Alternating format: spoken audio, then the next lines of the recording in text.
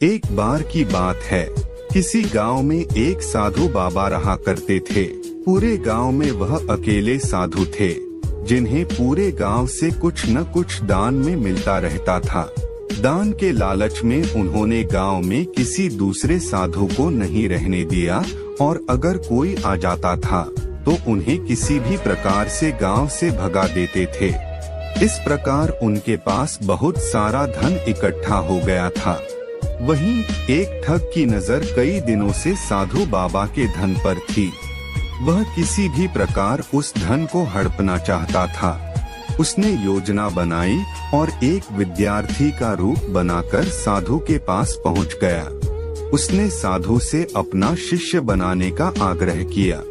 पहले तो साधु ने मना किया, लेकिन फिर थोड़ी देर बाद मान गए और ठग को अपना शिष्य बना लिया। ठग साधु के साथ ही मंदिर में रहने लगा और साधु की सेवा के साथ साथ मंदिर की देखभाल भी करने लगा। ठग की सेवा ने साधु को खुश कर दिया, लेकिन फिर भी वह ठग पर पूरी तरह विश्वास नहीं कर पाया। एक दिन साधु को किसी दूसरे गांव से निमंत्रण आया और वह शिष्य के साथ जाने के लिए तैयार हो गया।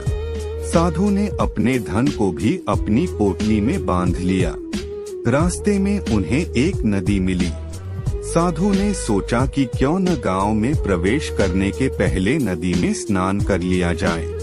साधु ने अपने धन को एक कंबल में छुपाकर रख दिया और ठग से उसकी देखभाल करने की बोलकर नदी की ओर चले गए। ठग की खुशी का ठिकाना नहीं रहा। उसे जिस मौके की तलाश थी वो मिल गया।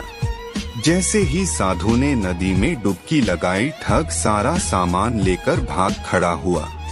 जैसे ही साधु वापस आया तो उसे न तो शिष्य मिला और न ही अपना सामान। साधु ने ये सब देखकर अपना सिर पकड़ लिया।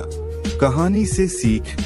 हमें इस कहानी से यह सीख मिलती है कि कभी भी लालच नहीं करना चाहिए और न ही किसी की चिकनी चुपड़ी बातों पर विश्वास करना चाहिए।